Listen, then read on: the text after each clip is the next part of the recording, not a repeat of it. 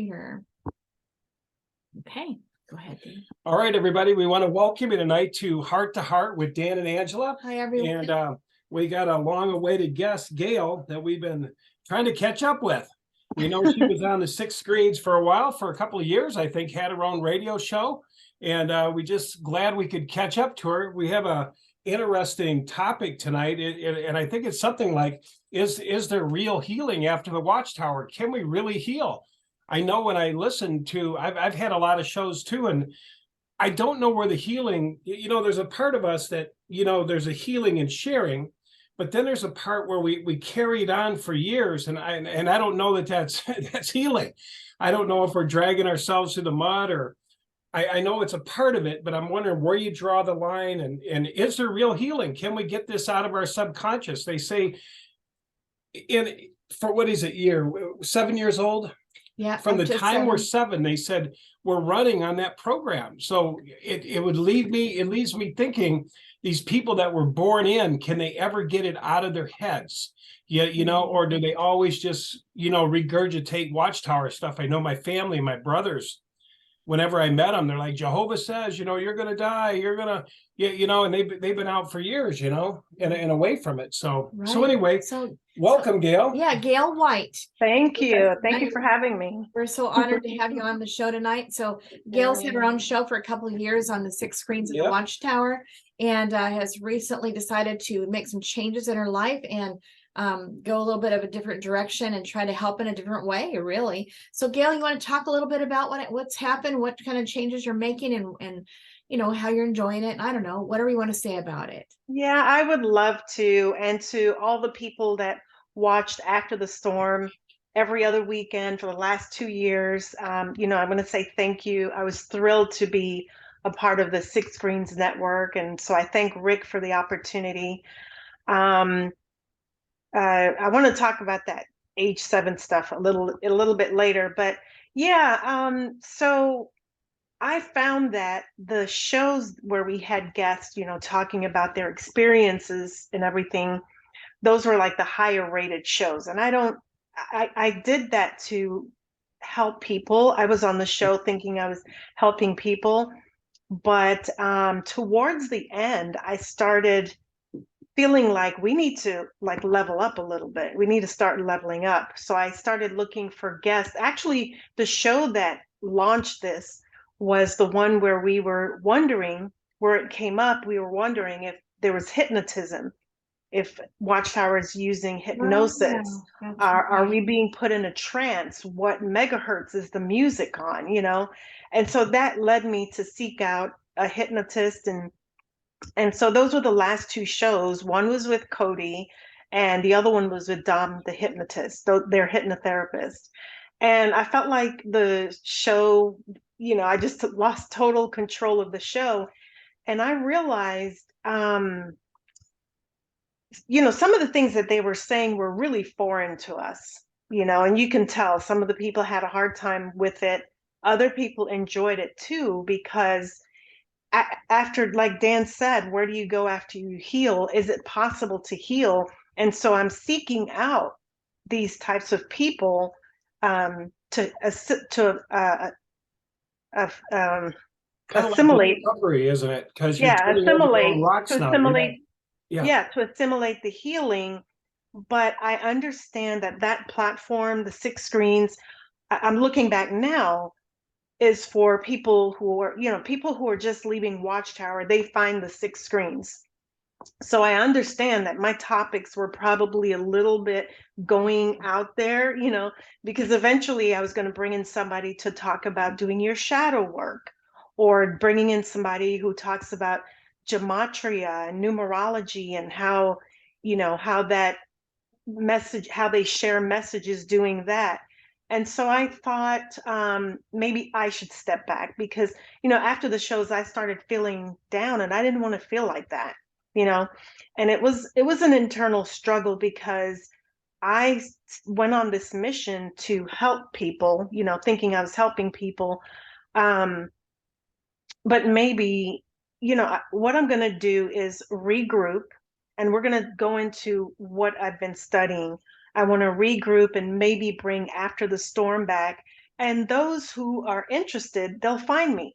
And if you find me, you're meant to find me. That's good. That's really good. I You love it. understand? Yes. Yeah. Yeah. So I'm not into the ratings or all of that, but I want to leave the negativity behind, because you can't level up if you're constantly talking about it. But I understand that there are people that need that validation.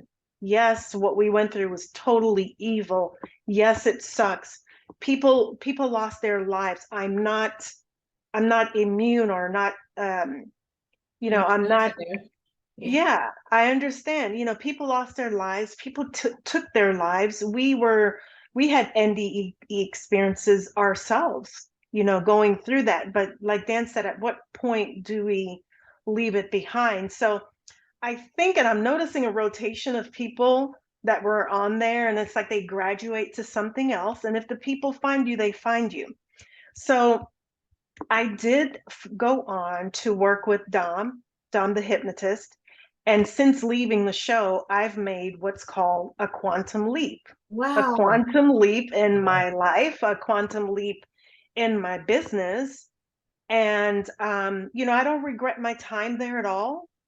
I don't regret the people that I've run into. As a matter of fact, I don't know if you saw on Facebook, but on Sunday there was a JW meetup, ex-JW meetup in Fort Worth, and we met up with Joe and Fran, and there were about 7 of us there.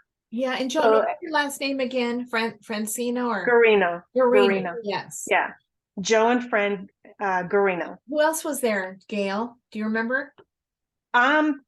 There was another guy there. I'm not sure if he wants me to say his name, but he has been removed from the organization for like 45 years. Wow. Joe and Fran, they were in Fort Worth for another event, and they happened to be sitting at this table and met this guy that had been out for 45 years. Unbelievable. And when I do bring the show back, I may bring him on, but he was like, after we started talking, everybody giving their experiences, he was like, I was so afraid to come, because he doesn't want to get into into the religion, and what you believe now, because some people leave the witnesses, they either leave atheist, or they go the other way, and they're talking about the gospel of Jesus or whatever. But you have to allow people their own journey. So it was really interesting that the 6 of us, my cousin came along too. She was never a JW, but she was familiar because our grandmother took her to the Kingdom Hall. And then there was another girl there. She had been out for 20 years. So they found out about it. She found out it on the meetup.com. And the other guy found out. It was purely accidental. And so let me tell you, the vibe, the energy was like here. We were all vibing like we can see through what's going on. We can see through the veil. We're talking about the subconscious mind, and it's like, oh my God, oh my God. And then the last person that came in, she was a little bit late. She'd never been a Jehovah's Witness, but she comes to the meetups because I later found out that she wants to teach them about the gospel, about Jesus. But you said she never was a witness? She was never a witness, but she finds it fascinating. She wants to convert witnesses to Christianity. And literally we felt the energy go like that. Yeah. Because at one time she got angry, and she's like, well, I'm a Christian, and I know. And she starts talking about, and we were all cringing, and our meetup came to a halt. But the ones that were there previously, like I was saying, if you find me, you're meant to find me. We were meant, the 6 or 7 of us that were there originally were meant to be there, because we've made lifetime connections. We switched numbers. At the end, we're texting each other, and it was just so heartwarming to meet people who are like-minded, No kidding. And don't you, it's funny because we've been in some different meetings, little meetups here and there across the United States, and always the ones who are there, mostly anyway, have been out for a little while. Seems like the newer ones are just too afraid to do such things. So you do end up getting some more mature people who are lost some of the fear, at least some of the fear. Hey, Gail, I got a Yeah, question. and then I realized why people are afraid to go to meet us, because they don't want to be preached to. They don't want to be converted. Ah, So let's keep that in mind. Like, right. I don't ask people what they believe in now, and I don't want people asking me what I believe in now, what my belief system is now. What do you I find it extremely intimate. That's intimate Yes. information because of what I'm learning now, which we'll get into after what you had to say, Angela. What are they like a person that crashes the party? This person kind of like crashed your party. What do you call those people? They're kind of like what do they call when they come into the show, six screens? Well, anyway, it's kind of like having a person on six screens that we don't that doesn't believe like us, don't want what we have. And anyway, but are you going to continue helping the Jehovah's Witnesses only, or are you going to help any cult member? How are you going to put yourself out there next? I'm not sure. I'm regrouping right now. I'm a student. Like I said, I am working with Dom and Cody through hypnotherapy, learning about that. And it led me down the path. Having them on the show led me down the path of learning about your subconscious mind. Okay. And so one of the first recordings I listened to, and if your viewers want to write this down, it's a reading of Your Friend, the Subconscious by Dr. Joseph Murray. Your Friend, the Subconscious. And it's on the Brian Scott channel. Brian Scott has a channel. He has a multitude of videos, meditations. He even has hypnosis sessions on there. But when I listened to that, like, I was in tears because I realized that the subconscious is our friend. It's that thing that kind of, some people would say like higher power, and I know some people may be uncomfortable with that, but it's the thing that tells you don't go this way, go that way, and then you later find out something detrimental could have happened if you took the wrong route. Like, it has a knowing ahead of you. Just listen to it. I mean, that recording changed my life. Your Friend, the Subconscious. And yeah, by Dr. Joseph Murray. And so one thing led to another, dehypnotizing yourself from false beliefs, right? And what I realized by listening to that recording is that you program your subconscious mind. And being in the religion that we were in, that you were in, Angela, or that other people are in, they are your subconscious because they are programming your subconscious. So this is not just limited to religion or to Watchtower. It's the news. Yeah, it's the news you watch, the movies you watch. Even in school, we were taught. Now, I'm not saying TAUGHT. That's what we were taught. We were taught, right? I'm saying TAUT, taught, like you do with a rope. You tie it tight. So we go to school to get taught how to think. And at school, we have a curriculum. We're there from 7 to 3:30. We have homework. We learn to be good adults. And when we grow up, we're going to go to work from 8 to 5 for the next 40 years of your life. And then you retire at 65. That's what school teaches you. So we were taught a certain way of thinking. So there's so many things besides Watchtower to deprogram ourselves from. Okay. And so right now, what I'm working on is reprogramming my subconscious. So going back to what Dan said in the beginning, before, from ages 1 to 7, and I learned this from Dom, between the ages of 1 to 7, our brain waves are in a theta brainwave state. And it's the most malleable state, from age 1 to 7. So you can, based on your upbringing, how your parents raise you, determines the rest of your life. So that's why the first 7 years of a human's life is so critical. And so when you're going through hypnotherapy and you're having these limiting beliefs come up, or something that's blocking you from success come up, they'll ask you to go back. When did this first occur? And it first occurred during the ages of 1 to 7.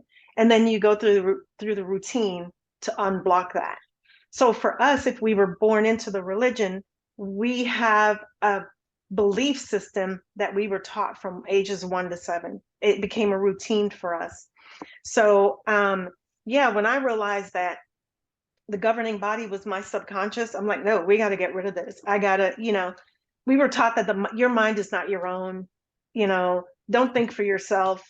We'll think for you, in so many words, right? Isn't that what they said? They did the research for us in so many words. It's the work is all done for you. All you have to do is study and be at the meetings and da da da da. And so we were never taught how to use our mind to achieve certain successes or achieve certain goals in life. We were told what our goals were, right? We were told where we're going to go. We were told what we're going to do. And it became, we were given goals. No one asked, like, what do you want to be when you grow up? It's like, this is what you're going to be when you grow up. You aim to be an elder, a ministerial servant, a pioneer, a special pioneer. Those are your goals. Or going to SKE school, those are your goals, right? And so that's what you work towards by studying every week and everything, and pushing and basically shutting down your subconscious. When your subconscious is trying to get your attention and say, hey, something's wrong here, something's wrong here. But the way we were programmed, it's like, be quiet, but then there comes a time when it's like something happens that jolts you out of it, and it's like, wait a minute, what happened? And that is the literal awakening. You realize you've been asleep, you've been under a trance, you've been under somebody else's programming. And so it's only been a month or two, well, since the beginning of the year that I've gone down this road. And so every night I listen to a meditation. I even record my own and listen to it, let it play all night. And I wake up and I do a meditation, and my life has been just different. But just realizing that we are allowing other people to program our subconscious, even the news, even what I limited myself on the news years ago. But what I limit myself on is like social media, what I take in, because that fear factor lowers your vibration, and the subconscious doesn't like that. Yeah. It operates at a certain level. Yeah. Wow, that's awesome. That is really awesome. I guess I would say this, that based on what you've learned, how is it that your subconscious is your friend? What it sounded like is that everywhere you're going, you're getting programmed by the media, by the Watchtower, by parents, by school, by wherever. How, if it's negative and it's not what we want, why is it your friend? Can you explain that? Yeah, I'll try my best. It's your friend because it's your helper. Sometimes you don't know what to do, and it could be prayer, meditating, praying, just getting still, asking for an answer, asking for direction, because it knows it, it already knows the answer. Like Dr. Joseph Murray gave the illustration, when you listen to it, of a lady who was going to marry someone. They were dating across state lines, and she had a dream or something of hearing him say, oh, I'm so glad she's not here, because he was dating someone else, in that state. And she called him the next day, and she's like, oh, I had this silly dream. And he got mad and thought she was spying on him. And so he told on himself. Yeah, he did. He told on, and so that's how the subconscious works, like giving us warnings or suggestions. Yeah, and we can just sit. Being still is we have a lot of distractions right now to keep us busy. We have things in our ears that we can't hear what's going on around us in nature. We're inside watching this on our phone or whatever, where we should be in nature, so we're totally cut off. We're totally cut off from hearing from God, your source, the higher source. We're cut off from that because of all these, and everything that's happening is intentional. Everything. And really, how I like to say it is that we listen to our heart, right? And Yeah. the whole thing about how that the heart is desperate and treacherous, and who can know it. Yeah. And just for the record, we were on a show, and I had researched that word and done some research on that whole line there. And that word treacherous it's a kind of a little bit of a how it happened, but the original meaning of it was that the heart is very deep. Who can know it? Oh. And then the church, I believe it was the Roman Catholic Church, started changing it, and it became treacherous. And that was never the intent. So that's sad that, all these years people try to well, I can't trust my heart. It's like, yes, you can. That's exactly what you need to trust. It's your intuition. It's your intuition. Yeah. We were taught not to trust your heart, not to trust your intuition. Yeah. And that's something. And this is me saying this, and it's only my opinion. I think the Bible is in the wrong genre under religious. You find the Bible and other books under a certain genre. I think it's a metaphysical book. I really do. If you look at some of the scriptures, a lot of the metaphysical books, like you'll see it when you believe it. Even your books, Dan, they're metaphysical. They're not religious. Yeah, we did a video on that a little while back because Did you? My daughter says that, what's in the Bible, right? When somebody tells you and you agree, and this is part of Dom's teaching, I think, if you come into agreement that this is unequivocally the word of God, you're a slave to it. And Dom says you got to break those agreements. You know what I mean? Like say, I don't need them anymore. They don't serve me. Because I told the people in a video I did a little while back, how do you break free? Where do you go? If you believe God's name is Jehovah, you believe, first they tell you it's unequivocally the word of God, all scripture is inspired, beneficial. Yeah. And then you walk into another church and they're talking about Jesus, well, you run out. Where do you go? And until you look at the Bible and say, what the hell is this book? Is it really the word of God? Does Jehovah really need you to call him by name? Because here's the witness's argument about the name. And I had to work this out myself, right? But they say the name Jehovah, right? There's many gods and many lords, right? They're all titles. And Jehovah only knows his name. So when I go into prayer and I say, Lord, please help me, Lord, he doesn't know I'm talking to him, according to the witnesses, right? He thinks I'm talking to Satan, right? I'm crying my eyes out. I'm saying, God, I need a job. I need help. I want to get married, whatever it is. And sure enough, God doesn't know I'm talking to him because there's many lords. So you gotta, for me, part of my breaking down of all of the Watchtower stuff was challenging all the things. Does Jehovah really need to be called by Jehovah? Is that really his name? There's an Old Testament angry God. There's New Testament. Jesus said, my father's like this. He's loving and he's this. And so there was sort of a schizophrenia there. And I just look at it as kind of a history book. Yeah, I think I said something very negative, nasty the other day. I said it was a sorcerer's handbook. You know why? It controls so many people. Look at the religions. You got 200, over 200 different Christianity that can't agree on a damn thing. Oh, you lay hands on people. No, that's not. Then you got the charismatics. Then you got the Bible. Then you got the Torah people. Then you got the Seventh-day Adventists. Then you got the Mormons. It goes on, and they'll all fight to the death over their belief systems. So I'm thinking, what the hell kind of book is this? Yeah, they turned it into a weapon to control you when all we need to do really is to go within. So I'm like, I don't need a church. I don't need a building. I don't need those accolades. I don't need those titles, Well, and you go within, you become one. You become one with yourself.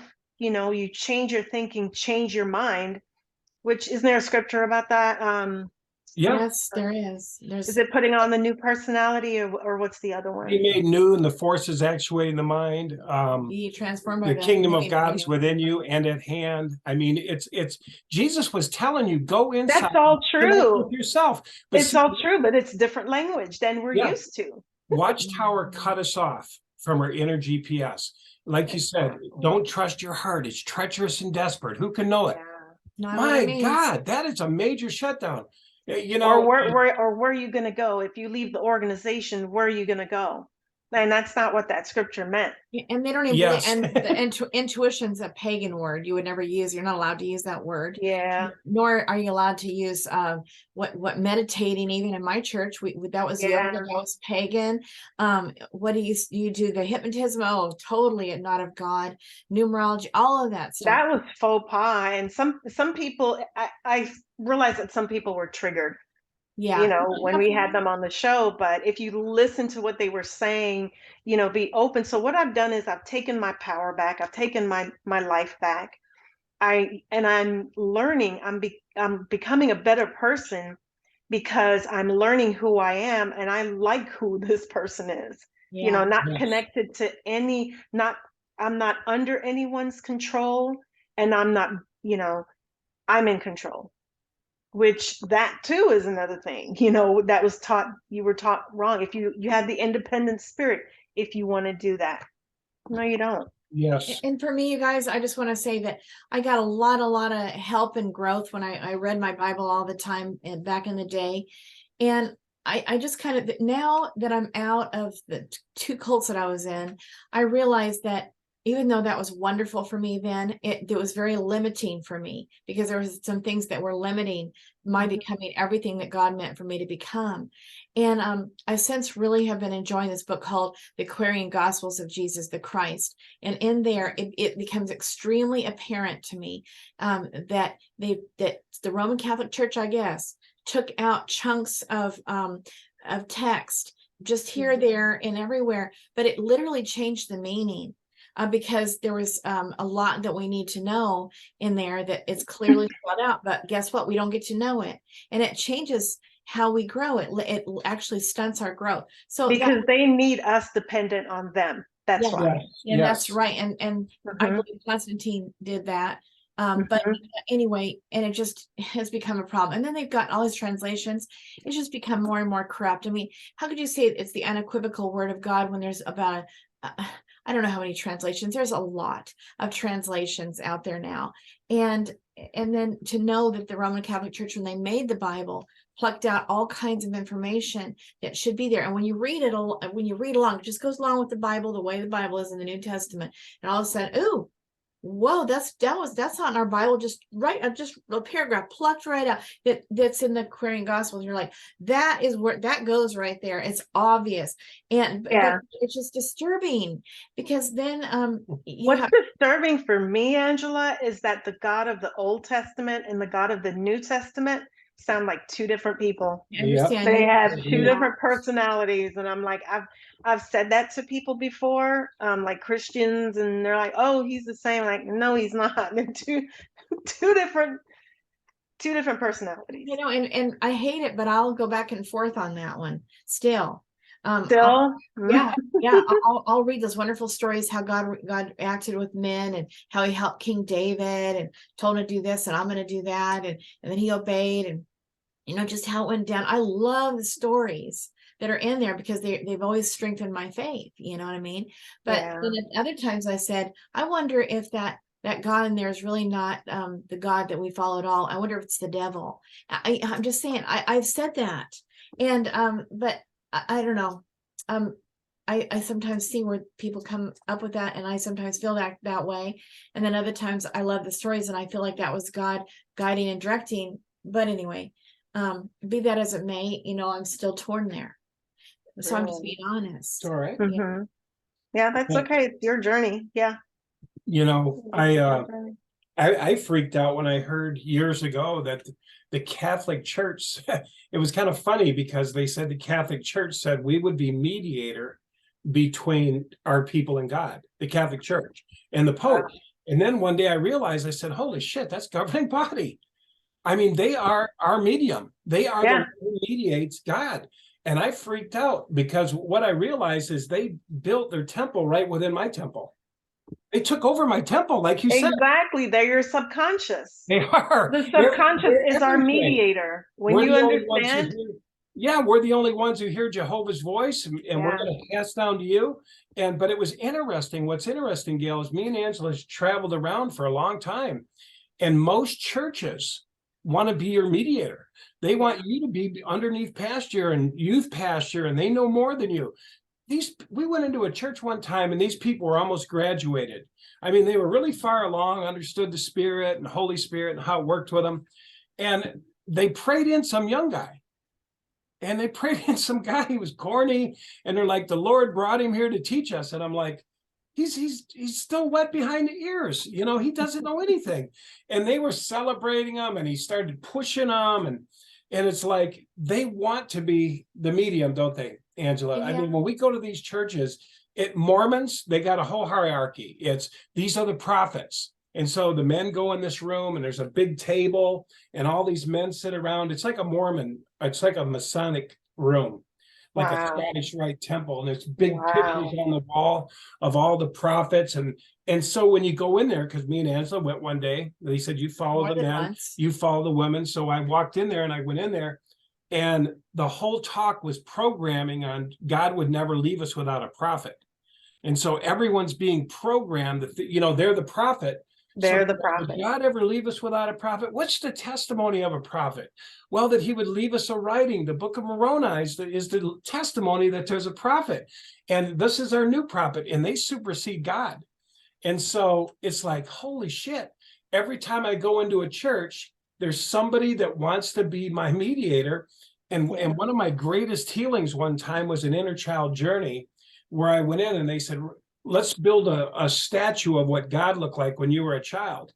And I said, well, you go over there and you stand over there and do this. You're the guy who reads the Watchtower. You're the Watchtower conductor. And then there's pissed off Jehovah behind him, because he's angrier than shit for some reason at me for something I do not know. And my mother sat here, my brother sat here, and I sat here, and I started crying. And so there's a facilitator there. And she said, what are you crying about? I said, well, who are these dumb shits that are between me and God? And who is this angry freaking God that is angry with me for something someone did years ago? I was just a cookie cutter piece of shit, that somebody threw in a kick, and I'm like, that was the end of it for me. That was the end of all that. Yeah. Well, Dan and I went and saw His Only Son, that movie that's out right now. Mhm. Well, anyway, that even other religions believe in Abraham, Moses, all of that. I'm just going to go down that road for a minute. And so that movie, it was pretty good. For a lot of it was just about what's in the Bible, except for one huge big problem. And it was that they painted Sarah out to be contentious, rebellious, frustrated, angry with God, not trusting, no faith. And I'm like, oh my God, because she's known as the pillar of faith of every woman. And in Hebrews 11, and then there's another scripture right where it talks about all that in the Bible. She really doesn't say much. I went back and I reread it after the movie. Everything that she said so few words, so few words, but truly, she would have seen, like, for example, one of the first things that happened in the story in the Bible was that she was in a tent, and Abraham is out, and he sees three men, and he realizes right away that this is a holy visit. And so he tells her, get ready, this meal. She does it, and then they're instructed, and then their life begins, where they're going to leave their family, and they're going to start out on, they're going to go out on their own. And I see nothing but a really good woman in there. And she had some tough situations. Like one time her husband told her to lie and say, you're my sister. Well, technically he was her sister, but they were married. So then this guy takes her over and he wants to marry her, right? And then she never says a word. And even afterwards, not Moses, Abraham he just had to straighten the whole thing out. And they did. And she didn't get molested or anything, but it was a hairy situation. And I mean, she just went through so much. And the only thing that she ever really did wrong was that when she was 90, And God repeats again that you're going to have a baby. And then she was in the tent. She heard the conversation. And so she is in the tent and she laughs. And then she laughs. Yeah. laughs. And so she's thinking, like, I know that I was told that I'm gonna have a baby, but hello, my body doesn't work anymore, and my husband can't even get it up, right? Yeah. He's 100. He's 100. I don't think it's gonna happen. And so she's laughing. Now Abraham also laughed, but I think he laughed. He must not. He didn't get in trouble, and probably because his attitude was different. It was probably like, oh my gosh, we're gonna have sex when I'm 100. Oh my God, he probably had a little bit of joy there, right? But Yeah. after she had the baby, she was really touched that it said that she talked a lot about laughter. God gave me something to laugh about, and like it was a joy. And she really accentuated what a joy that she got to have a baby. And the Right. only other thing that it talks about is her interaction with her servant, who she gave to her husband to have babies because she couldn't have any all those years, and she thought that must be God's plan, and talked him into it. And so she had a lot of hurt feelings because that woman really treated her really badly because she was able to have babies and she couldn't. And back in that day, if you didn't have babies back in that day, you were considered cursed of God. So it was a really big deal. So they painted her out to be but she might as well be Eve in that. Is really disturbing to me because she's a pillar in many religions, the Quran even, as a woman of faith.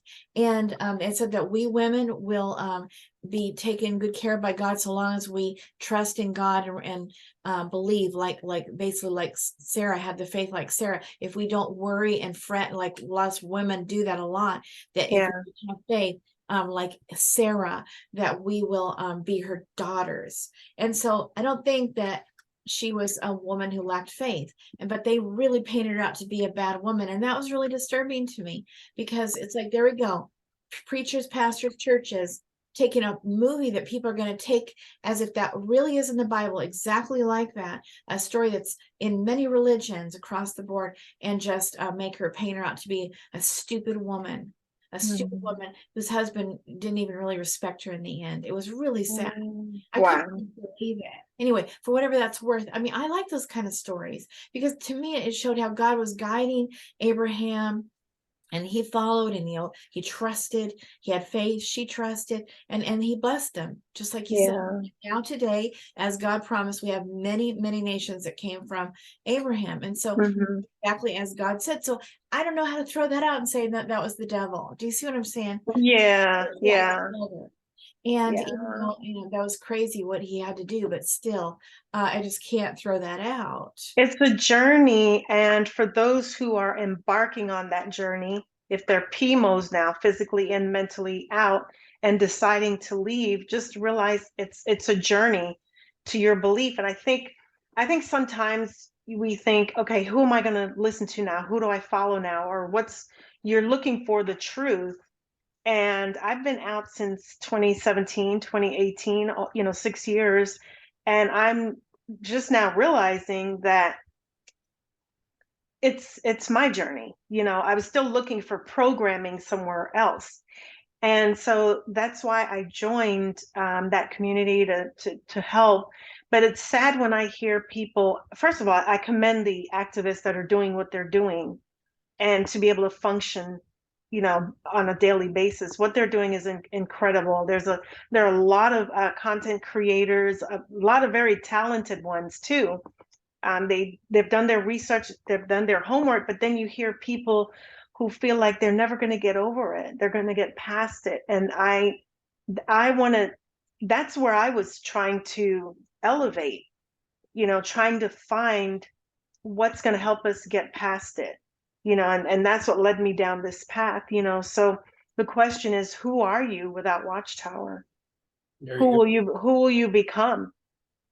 And just write down what you've always wanted to do. I've heard stories of people who gave up careers, or they had natural talents that they just put away for whatever, fill in the blank, for another programming, but that to me is so sad because you guys, like us in worldwide, we're told that tomorrow Jehovah's coming back. So okay, no problem. And so no reason do we need to develop that hobby or that gifting or that thing that we wished that maybe someday on a back burner I'll do, but yet knowing that you won't, because the paradise is coming anytime. For me, it was the kingdom is coming anytime. So there's no sense in learning that. So you just put that in the back of your mind, back burner, and maybe you have a little bit of sadness about it. You know, you kind of, I don't know, you like whatever it is, music or drawing or painting, but there's no time for that. You got to do this meeting and then that meeting. You know how it was when you were in there, and so much involvement that you don't have time for self anyway. You don't have time for any of that stuff. And so we don't have time for self-development because that's not what they wanted. That's not what they wanted. We're no use to them. We're no use to this matrix. If we can think for ourselves, if we can think critically, we're useless. Yes. And that's not what they want. So Gail, how does it look like in your daily life? So you have the meditation you listen to when you go to bed, and then you wake up and you meditate again. And then what have you noticed in your life since that you've been doing that? Yeah, I realize that your thinking creates your reality. And I look around and I'm like, what have I been creating? And it's every year, it's the same thing, wanting, right? I would have goals, but then the programming kicks in and says, oh, we shouldn't be striving for that because the end is going to be here. It's a waste of time. Mm-hmm. So I mean, the new year was a flip of the switch for me. I'm like, I've got to do something different. I'm getting older, and then I realized I do have certain goals, and I feel, at my age that I'm probably a little bit behind. So how do we catch up on time? And so one thing, and just by those thoughts, different things started coming into my life. I started meeting certain people, and I can see just by that one thought, am I going to be the same at the end of 2023 as I was at the end of 2022? I'm like, no, I'm going to be a year older and at the same place. And so it led me to meeting different people that says, you can have what you want and in record time. And I was like, whoa, I've kind of always read about that. I remembered having a fascination for metaphysical books from the age of 16. I was just always fascinated by that stuff. I would go to the library doing research, and I'm like, what is this metaphysical? And it sounded so different that it's like my mind rejected it. It sounded good and it resonated with me, but my conscious person rejected it. Right. And it took all this time. Oh man, all this time to accept it. So I made a list of goals of what I want, and that's what I meditate on. And I've noticed I'm back to meal prepping, working out, losing weight, because I had lost quite a bit of weight and put half of it back on. And part of my meditation is doing certain things, having certain things aligned, and I noticed I was doing it naturally, and I'm like, oh, that was what I was thinking about, and I'm doing it naturally. And then my business is flourishing. Hey. Yeah, I mean, yeah, it is. It's flourishing. And well, you know how we were looking for guests, doing the show, taking time, recovering from all that, because sometimes the comments come through can be brutal. Oh, yeah. You read the comments, and there was a little bit of a recovery time, and I just realized, that was taking up a lot of my energy. And so I replenished that with, positive thinking. And I think we talked about this earlier. This goes beyond affirmations. I'm not talking about affirmation. There is a power to the I am affirmations, but if you don't believe it, and the feeling, it's the feeling. But if you're saying something that you don't really feel is true, it's not going to happen. No, it's not. It goes. So this is beyond the meditation and the hypnotherapy, and getting yourself hypnotized is totally different. What I'm talking about. And I realize the word hypnosis can be triggering for people because you equate it with the occult. Mm-hmm. Hypnosis, occult. And that's another demonization of that word, but that's not what I'm talking about. That's, you know, setting goals, setting intentions with the feeling, knowing that it's going to happen, and also visualizing it at the same time.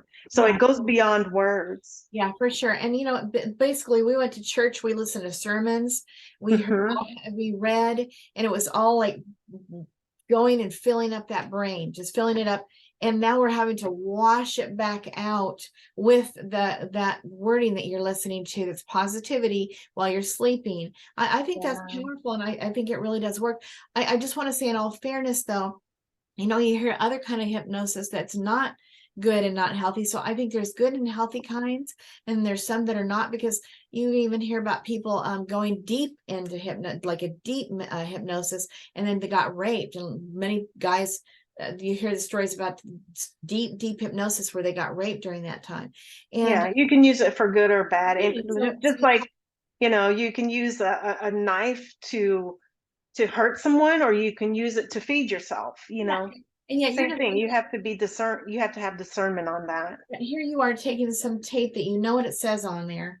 You know the positivity that it's speaking. You know that it's the thinking that you want to have during the day, that you're doing successful in your business, and your body feels great and it's healthy and harmonized, and that you're on fire for God, or whatever it is that you want.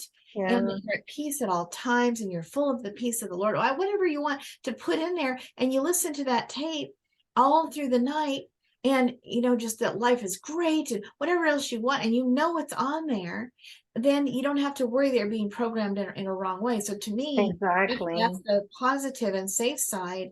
Yeah, like we had a caller on the last show that I did that blurted out, "This is BS. You're probably hypnotizing me now," and not without even understanding what it is. You know, understand what it is, and just the commentary that came after that.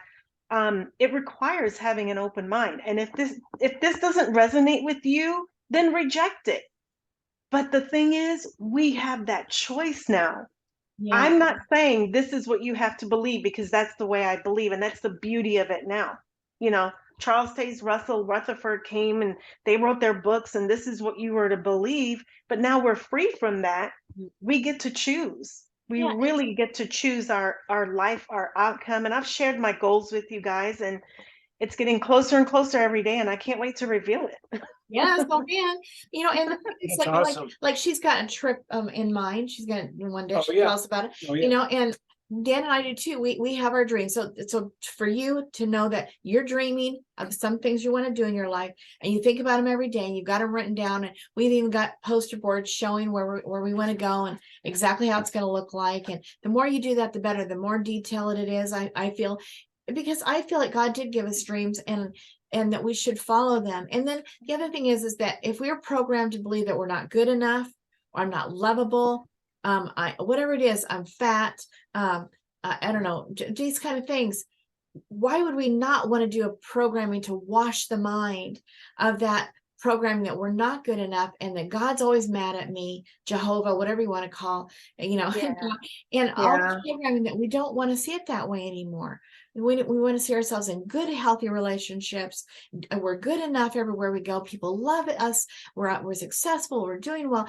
And why not have tapes that say that we're those things? Because then we'll start believing them. And it will be washing and putting in new programming. So I'm all for it, you know. Yeah, there's a low road and a high road hypnosis that Dom has, right? So the low road, you close your eyes and you go into a meditative state, and you see yourself at the end of your life, not accomplishing your dreams, not living the life you really wanted to, just really sad and broken, and just, you know, so you sit in that for a few minutes. And then the reality is that hasn't happened yet. It doesn't have to. Now see yourself on the high road, accomplishing what you want. And, you know, who is that person? You know, how is she different from the person that you are now? And so and your subconscious mind helps you here. It helps you line up the things that you need to, the processes that you need to make in order to make it on the high road. What do I need to do? Regroup. Okay, I need to get ABC done today in that order. I've been putting off this thing. This is what I really need to do, because what I saw on the low road, I don't want the end of my life to be like that. I want it to be like this. And that's the kind of thing that has nothing to do with the occult. It's not spiritistic. It's not divination or anything. It's using your mind the way we were made. Yeah, and I say it just a little differently than you, as I shared with you when we spoke time before last, but just that my subconscious mind is the programmed mind, and some good, some bad, but a whole lot of things that I think that are mostly not what I believe now. And so my higher self, I feel like my true self, my God self, is what's guiding and bringing to my mind through the Holy Spirit, as how I say it, the things that are different, that need to be changed, reminding me of whatever. And that's my helper, as opposed to my subconscious mind. My subconscious mind and my mind is the one who's jacking everything all up. And it's not who I am. Who I am is my real self in Christ. And anyway. We're living consciously. We're living a very conscious life when we should be letting our subconscious guide us. Yeah, I look at it like I don't want my subconscious to guide me, because it's the one that's the trickster, and my higher self is my real self that knows the right way. Yeah. Heart, as my heart, and the God that's in my heart. Well, I know there's a conscious, a subconscious, and the super conscious. I haven't gotten to the super conscious yet, learning about that. Like I said, I'm still a student, but I'm just fascinated that I don't have to be stuck in this what now, or becoming the prodigy of what Watchtower said would happen to me for leaving. Yep. Because we're evidence of that we're not what Watchtower said we were going to be. No. And that's the light that I want to shine. If I leave anybody with this, that's the light that I want to shine on people, that you don't have to be. There's a life out here waiting for you, that's greater than what you could ever imagined, if you just wash your mind of those false beliefs. And like I said, I mentioned Brian Scott earlier. If you go on his channel, he has a meditation for that, deprogramming yourself from false beliefs. But if healing is really the journey that you're on, these things will find you. Yes. And I that's what I'm seeing. And some may call it manifesting, another triggering word. Yeah. I knew a lady. I wrote about her in one of my books. But she basically said to me, I was going over to her house, and she was real metaphysical, spiritual, and she was really helping me with stuff. But I kept repeating a witness story to her over and over. And she looked at me with a big smile, and she says, "I hear you. I'm sorry that happened to you." And she said, I really am. And then she punched me right between the eyes. She said, "Do you want to get better? But do you want to get well? But do you want to get well, or do you want to keep telling that damn story?" And I was like, "Whoa, lady, what the heck? Whoa, whoa, whoa, whoa. What do you mean? I'm telling the same old story." I went to another class after that. A guy had you write it down. I forget what it was called. It wasn't Landmark Forum, but it was some other deal. And the guy was laughing at people when they came up to do their story. They would come up in front of the class, and they'd sit down, and he'd say, "Have a seat," and they'd sit down in front of this big class. It was Est, wasn't it? No, something like that. Something like Est. But anyway, the lady sat down, and she started telling her story and started getting sad, and the guy laughed at her. Now, this is hardcore stuff here, Right. He just laughed at her, and the lady looked at him, just stopped immediately. And he goes, "I'm so sorry. Go ahead and go back with your story." And so the lady started talking again. He laughed. She ran out of there. And then the guy looked out at the crowd, and he goes, "Get the hell out of here. Anybody else want your money back? Get the hell out of here, because you're either going to keep telling your story forever." And so after that class, if you didn't get it with that class, you'd pay another $600 to go to the next class. Oh, wow. And they'd come up to you with a big notebook with paper, and they'd say, "Here, we want to hear your story." So literally you wrote for 2 days. You're writing your story, and you got this stack of paper, right? Like you're sick of writing and you're real proud of it. And you're real proud of it. You got it here like this, and the man comes up and says, "Let me see can I look at your story, Dan?" And you say, "Yeah," and you're like, "Here, here's what happened to me." And he goes, And he grabs another big thing of paper and he puts it down in front of me. And I what the hell did you just do? And he goes, we want to hear your story. Go ahead and just tell it. Oh, you got it. How many times are you going to do this? This is my story. And that inner child journey, when I went in there, I was in there with about 300 people. And I want to say this to the witnesses. Our story isn't the biggest story. That we were in there and, we were misled by this governing body. And they have the same story in the Catholic Church. There was people that were raped by their dads, people that were drugged, sold their kids. I mean, I heard so much wailing and crying in there. That's when I actually stopped my story. I said, I don't have a story. These people have a story. I don't have a story. I couldn't wait to go in there and go, just wait till you hear my JW story, boy. You're not going to believe what happened to me. And then there's this girl down there crying her eyes out. And I'm like, holy shit, I don't have no story like that. And then I said, that was the end of my story. That was the end. I never, it's like, that's it. I'm done. Yeah. When I do some videos, but that's where I say there's a point where you tell your story and you get validated. Like Gail said, like Angela said, you get validated. I hear you, but do you want to get well? And that's where you got to have some courage to go into those places that Watchtower said, don't go. If you need to go into some therapy, go there. They're not going to have sex with you. We were told if you go to a therapist, they might have sex. Do you remember that? Oh, wow. Well, yeah, if you go there and you're having marital problems, they'll say, well, go have an affair. Go have an affair. Oh, yeah. Remember that? You remember that? And so they Wiccanized and bastardized every kind of help you could have out there. Yeah. And so it takes a little courage to say, oh my God, I'm going to look at hypnosis, or I'm going to look at, spirituality, or go to a spiritual church, or just put away the Bible for 10 years, or a physical store. Like Gail was saying that when she was, how were you, Gail? 12? 16. Yeah, it was 7, I think, when you started being attracted to those places. And crazy. I know. No, in the library. It's in the library. And I started seeing different genres, and I'm like, metaphysical, what's that? And they were self-help books. Yeah. I'm like, I loved them, but earlier this week, we did an exercise. Like, you would go through your phone in our group session. We did an exercise, go through your phone and delete photos and videos. And we did that for about 5 minutes. Some of us deleted 80 to 100 videos, or, in our phones that we didn't need. Then, it sits in the delete for 30 days. The challenge was to go there and delete it from there permanently. Wow. So after we did that exercise, then he says, write down every negative thought you have about yourself. What if this happens? And what if I don't achieve this? And what if I'm not good enough? And what if, and everything, you just write it down, everything negative about yourself. Then take that paper, rip it up, burn it, and flush it. And you find that's a way of deleting negative thoughts. Yeah, it's symbolic of doing I see what that's why we did the exercise of deleting videos, because it's like deleting programming. Exactly. It's symbolic. So it's not woo-woo, it's not spiritual stuff. This is how our brain works, and we weren't taught.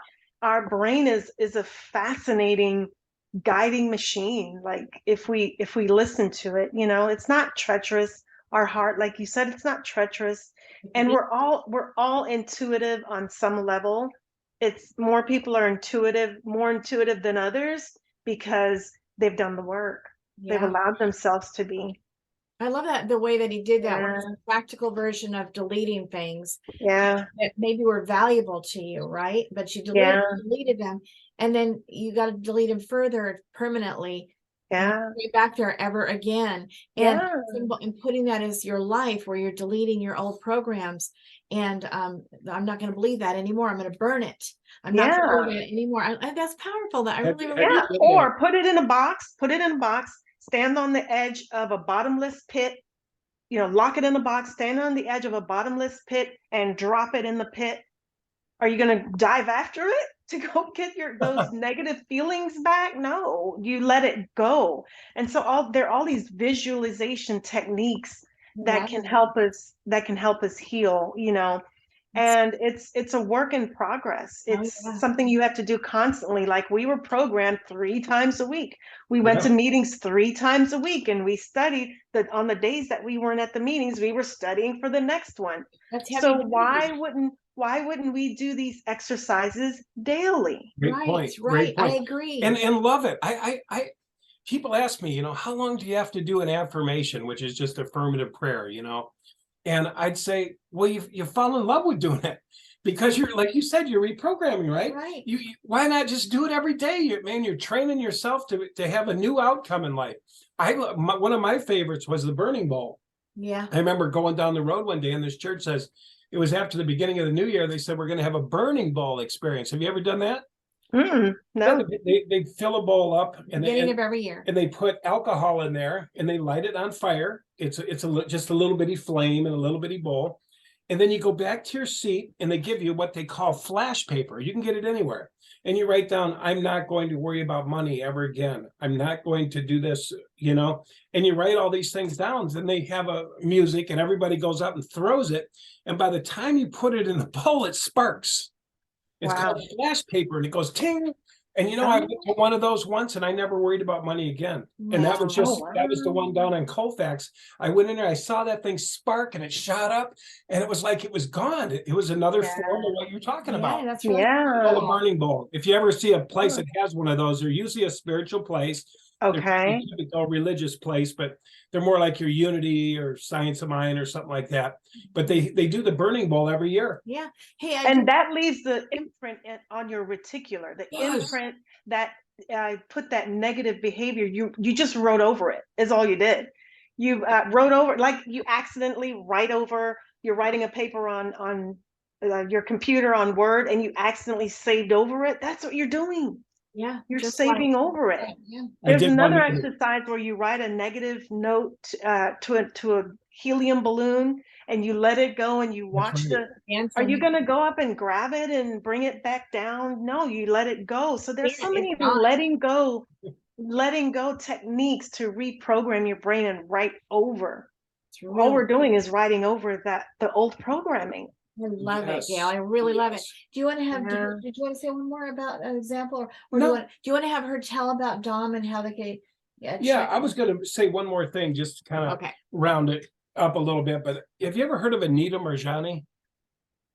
No. She wrote a book called Dying to Be Me, and she had stage 4 cancer. She was going to die. She did die. She kind of went, had an out of body and near death, came back. And the whole book was about, she was dying to be her. Wow. We're all dying to be us. We're dying to be us. Yeah. I was in a church one time. I call it a church. It was not a church, but it was a spiritual center. And they said that we were made in God's image, that we were here to unfold unlike anybody else, not higher or better, we're just to unfold in a unique way, like a diamond, like your fingerprint. We're what would they call us? We're an individual aspect of God, here to flower and blossom in our own unique way. And I'll tell you, that changed my life. And when I heard about this, Anita Marjani, this lady literally was dying. It was the mind-body connection. And Watchtower, stole that. But like Gail and all of us are saying, Angela, we can take it back. We can take it back. We can say, what was that you had in mind? Or, you know what I mean? Or what is this thing trying to come forth? It's trying to blossom unlike anybody else, here to serve in a way unlike anybody else. We don't have to copy anybody, but I think we're all in that boat. And I'm so glad, because the Spirit brings life.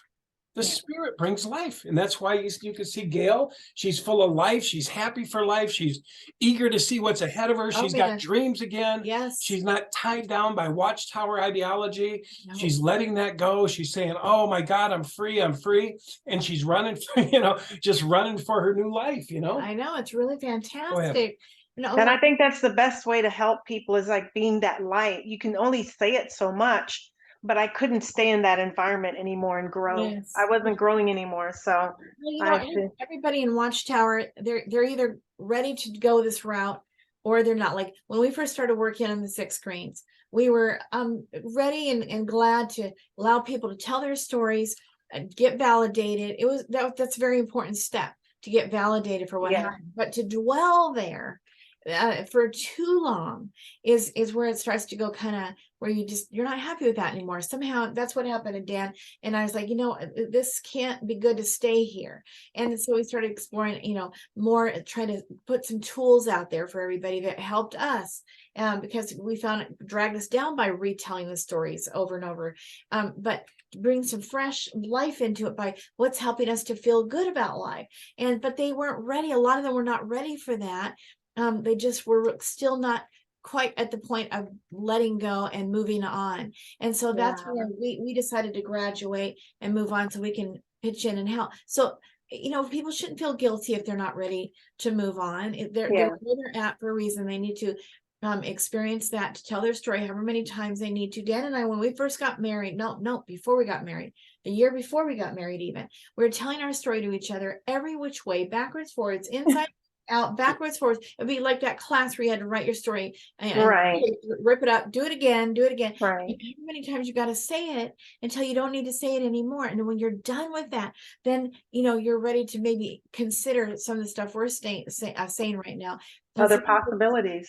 And some people are just not ready, and I don't condemn that person. I just simply that you suddenly get to a point where this is not working anymore. And I'm not satisfied staying here anymore. Do you know, that's why I got into activism? The reason I started getting back into that was I saw that Watchtower got my parents. They got their mind. They trapped them. They thought the end was going to come in 75. It didn't come. My dad kind of lost hope. Everybody started crashing. They're dead now. And then I saw my younger brother. He just died, and he same thing. Jehovah's going to kill you. Jehovah's going to kill you. And I saw my older brother, and he looked very mentally ill, and he was the presiding overseer. And so I thought to myself, wow, this is crazy how these organizations can capture your mind.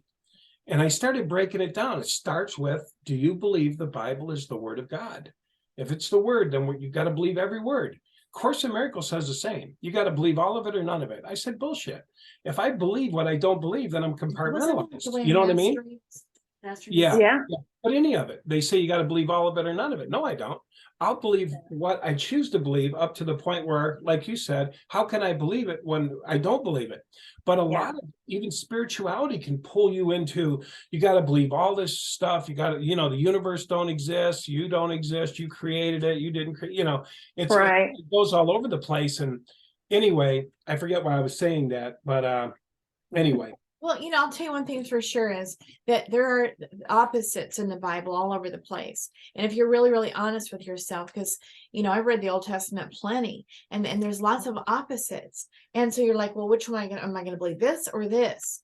And it's a conundrum. There's duality in everything. There is. Yes. But it's also meant because of the way that it's been messed with, because of all things that have been added or plucked, out, and things that just made it where it caused that conundrum. But it caused a lot of confusion for a lot of people, and they get mad and say, I'm not going to do this anymore because it says this, and then it says the opposite right here. I'm not doing this anymore.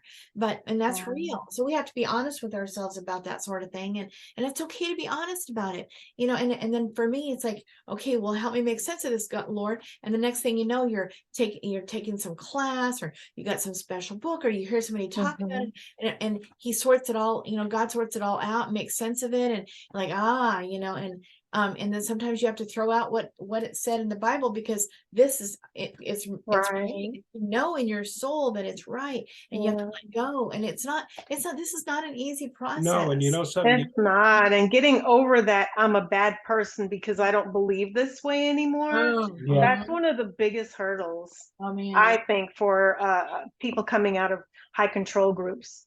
Yes, her family is still in a high control group. Oh man. And it is terrible. It is terrible. It is. I thought Watchtower was the worst. No, you get into some of these other ones that are waiting for the end, and they're haters. I mean, her brother is totally gone. He's a genius. and he rides around on a Wow. 4-wheel all over the place, and he looks nuts, and he's depressed, and what'd you say? You know, he can't hear anything because his mom, you know, the church said don't go and get medication, and so they had ear infections, and they can't hear. They all need hearing aids, and you know, Wow. and they're just like, whoa. I mean, like I say, we thought we had it bad. Just listen to 8 crazy old men in Watchtower, but I mean, Wow. these people are living with this fear, and it's a reminder when I see them. Her mother looked at me when I first met her and said, "I'll never accept that man right there." She was a foot away from me. She goes, "That guy I'll never accept." First Wow. time I met her. Saying that to a friend of hers who was in the Yeah, kitchen. see that guy right there? I'll never. And I said, "Why?" And it was because I ate seafood and worked on Saturday. Yeah. You know, Oh, what I wow. mean? It was Sabbath. Yeah.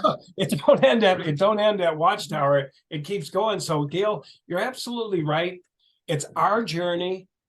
It's our path. We don't even have to rescue anybody. That whole thing out there, like Gail said, they'll come to us, right? Yeah. Because truthfully, go try to tell them to be what you are. A lot of people say, "Well, what are you now, Dan?" And I say, "Well, you know, really, I don't know what to say. You know, I mean, I could tell them, but my journey is my journey."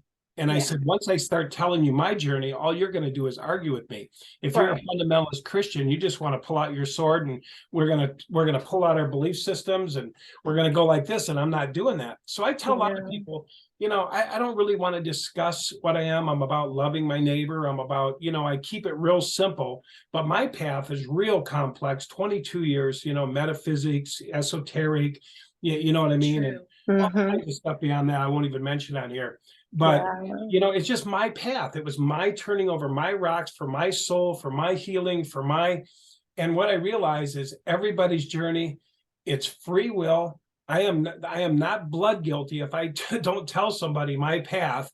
That's all church crap, you know, to go Right. preach and tell somebody to believe in Jesus or Yeah. Jehovah or whoever. We don't have to do that. Their blood is not on our hands. That was totally crazy. That whole scripture, you know, keeping those people in there. I mean, we are Yeah. free to choose. Everybody's free Yeah. to choose. You Yeah.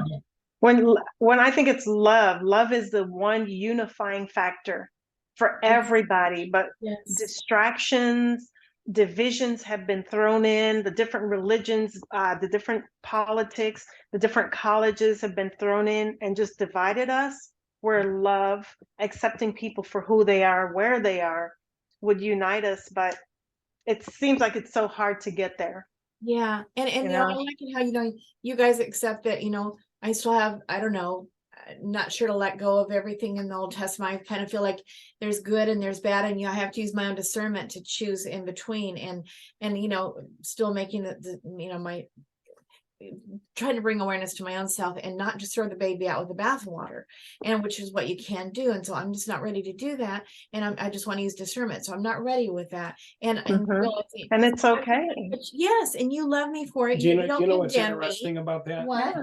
You wouldn't be true to yourself. If you did, you have to that yourself be true first. Absolutely, that's what I was You have gonna to say. say, I'm happy and Yes. half out. I'm Yeah. whatever. Yeah.